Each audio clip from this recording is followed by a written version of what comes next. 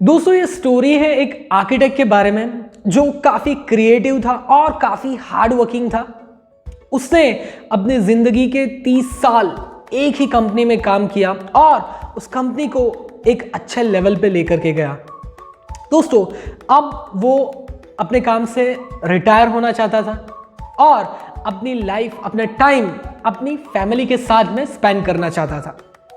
उसने ये बात अपने बॉस से जाकर के कहा कि सर अब मुझे रिटायरमेंट लेना है और अपनी फैमिली के साथ में टाइम स्पेंड करना है। उसके बॉस ने उसे बोला कि तुम एक काफ़ी अच्छे आर्किटेक्ट हो और अभी भी तुम में बहुत एनर्जी बाकी है, अभी भी और कुछ साल काम कर सकते हो, इतनी जल्दी रिटायरमेंट लेने की क्या ज़रूरत है। लेकिन उसने अपना मन बना लिया था तो उसने बोला कि नहीं सर, मुझे अभी काम नहीं करना है, मुझे रिटायर होना है।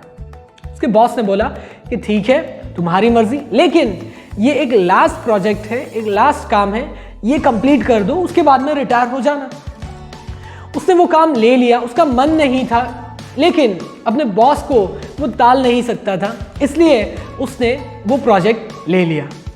उसने प्रोजेक्ट पे काम करना स्टार्ट किया और जैसे तैसे करके उसकी डिज़ाइन कंप्लीट कर दी। उसका फोकस उतना ज़्यादा नहीं था लेकिन काम को जल्दी कंप्लीट करना था, उसके लिए उसने जल्दी जल्दी करके डिज़ाइन कंप्लीट कर दिया। फिर उसका कंस्ट्रक्शन शुरू हुआ। उसने मटेरियल के ऊपर भी ज़्यादा ध्यान नहीं दिया, मटेरियल कहाँ से आ रहा है, कैसा मटेरियल है, कैसी वर्कमैनशिप है, सारी चीज़ों को निगलेक्ट करते हुए उसने जल्दी जल्दी से प्रोजेक्ट कंप्लीट कर दिया और जा कर के अपने बॉस को चाबी दे दी कि सर ये आपका प्रोजेक्ट मैंने कंप्लीट कर दिया है, अब मुझे रिलीव कर दीजिए। उसके बॉस ने पहले उसे बिठाया और उसको थैंक्स बोला कि बहुत बहुत ज़्यादा शुक्रिया आपका, बहुत टाइम से आपने इस कंपनी में काम किया है और आपके इस काम की वजह से कंपनी को बहुत ज़्यादा फ़ायदा हुआ है, इसीलिए मैं आपको एक गिफ्ट देना चाहता हूँ और वो गिफ्ट है ये घर जो हाल ही में आपने बनाया है। उसने स्माइल करते हुए अपने बॉस को थैंक्स कहा, लेकिन अंदर से वो दुखी था, अंदर से वो अपसेट था क्योंकि उसको मालूम था कि ये घर बनाने के लिए उसने ज़्यादा कुछ मेहनत नहीं की। बहुत सारी चीज़ों को निगलेक्ट करते हुए उसने सिर्फ और सिर्फ काम पूरा करने का सोच करके उसने ये घर बना लिया है। उसने सोचा कि काश ये चीज़ मुझे पहले पता होती, मैं इस घर को काफ़ी शिद्दत से बनाता, बहुत ही डिटेलिंग में इसकी डिज़ाइन करता और बहुत ही अच्छा मटेरियल यूज़ करके ये घर को मैं बनाता। लेकिन अब तो कुछ नहीं हो सकता, सारी चीज़ तो ख़त्म हो गई। दोस्तों ऐसे ही हमारी लाइफ में बहुत सारे ऐसे इंस्टेंट आते हैं जहाँ पे उस वक्त हमें नहीं पता होता, लेकिन बाद में जाकर के हमें मालूम पड़ता है कि वो काम जो हम कर रहे थे वो हमारे लिए इतने ज़्यादा इम्पॉर्टेंट है।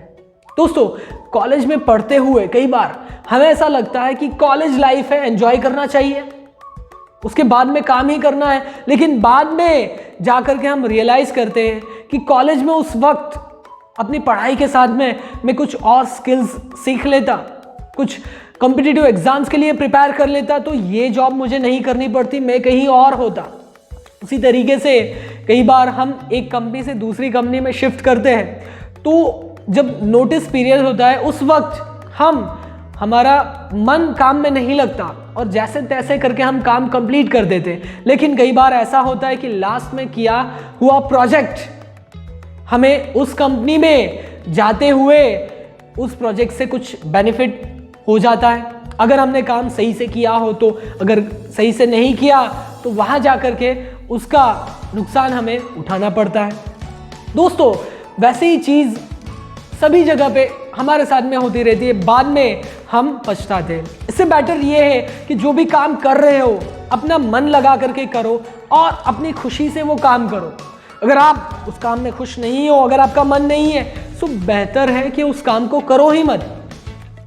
दोस्तों ये वीडियो अगर आपको अच्छा लगा हो, ये स्टोरी अगर आपको अच्छी लगी हो, इसे लाइक ज़रूर कीजिएगा, शेयर कीजिए अपने दोस्तों के साथ में, और ऐसे ही career related, motivation related videos अगर आपको चाहिए तो हमारे चैनल को सब्सक्राइब ज़रूर कीजिएगा। Thank you for watching.